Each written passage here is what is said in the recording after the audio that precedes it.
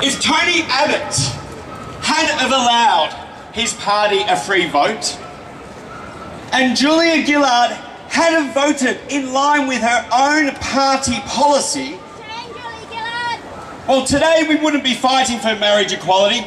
We most likely would be at a same-sex marriage.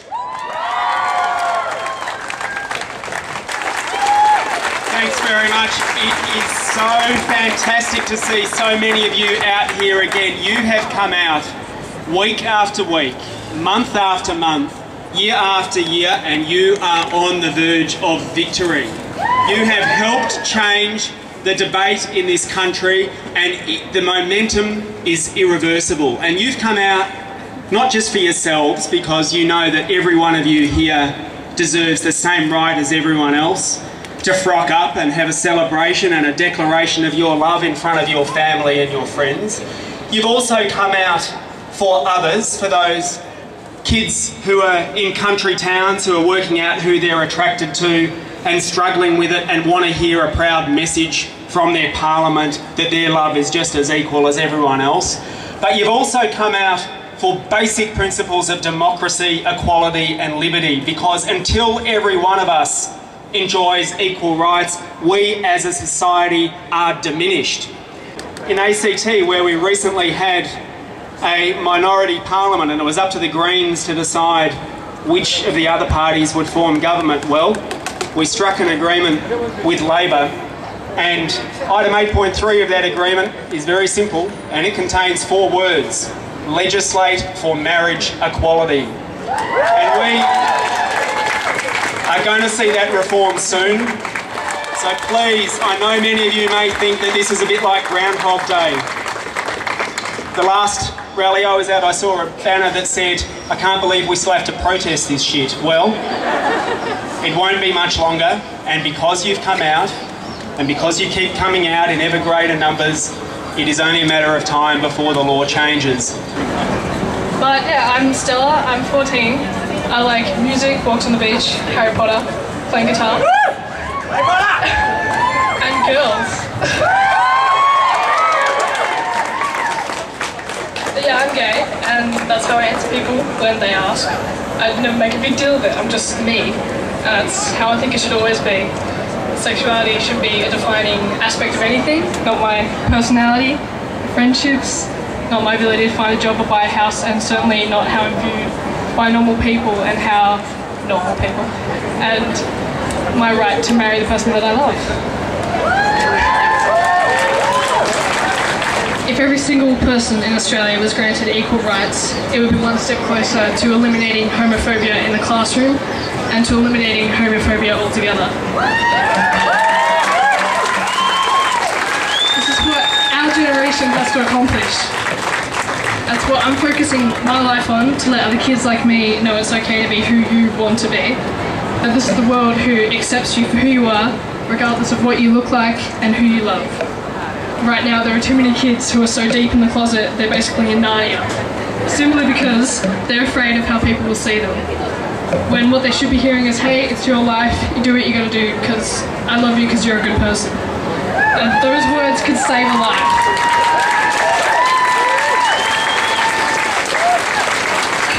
I was reading a bit about the history of the gay struggle in Australia, and I guess it's fascinating to see that actually if we'd been standing here 20 or 30 years ago, we actually probably wouldn't have been fighting for gay rights. We most probably would have been attacked by the cops. We would have had the government saying we were deviants, that, you know, we had a psychological disorder, that we needed lobotomies, that we needed electric shock therapy. These are the sorts of things that gay people have had to struggle against in the past, back in the 60s and 70s, when homophobia was rife, when there's no such thing as coming out. But there's one thing I think that the 60s and the 70s and the struggle of gay rights in Australia shows, which is that we can fight back and we can win. Activists! Activists back then were in the minority. It was a small section of the community that supported gay rights, but they still fought back, they still mobilised, and they snapped and they said, we're out and we're proud and we're not going to take it anymore. And that is the tradition in which the marriage equality campaign continues to this day. We have won so many things, and people cannot lose sight of that. It took 10, 20 years for homosexuality to be decriminalised in Australia, and in the space of 6 to 8 years, this campaign has travelled so far. We've gone from 38% support to 65%. Every demographic that is surveyed on the question of marriage equality supports it. And that's because of these demonstrations, that's because of the tenacity and the commitment of gay activists, of straight supporters to come out on the streets to put a message out that we're a community that exists. Gay people exist. We are not going away. We do not have a disorder. We are fighting for equal rights because that is what we deserve.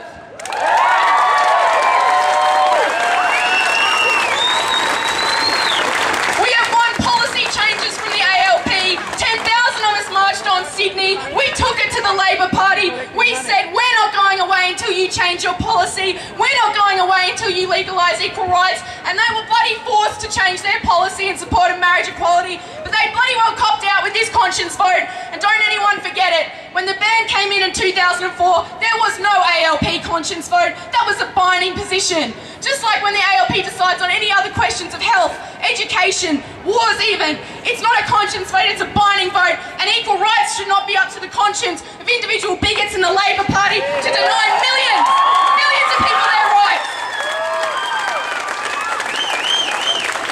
That is an important thing to remember.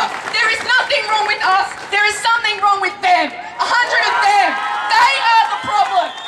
More than any of this, what should give you hope is the fact that this issue is not only, as we've heard, a majority issue, it's a touchstone issue for millions of Australians for whom this is a metaphor of an Australia that they want to see.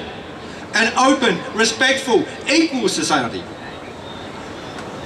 And especially young Australians. The last time we did a poll on this in Tasmania in August, people aged 18 to 24 supported this reform by a margin of 95%.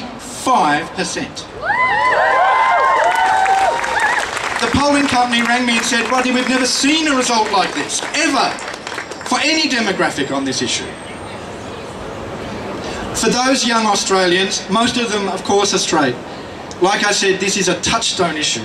It represents what they want Australia to be, and they will not, as you will not, give up until that happens.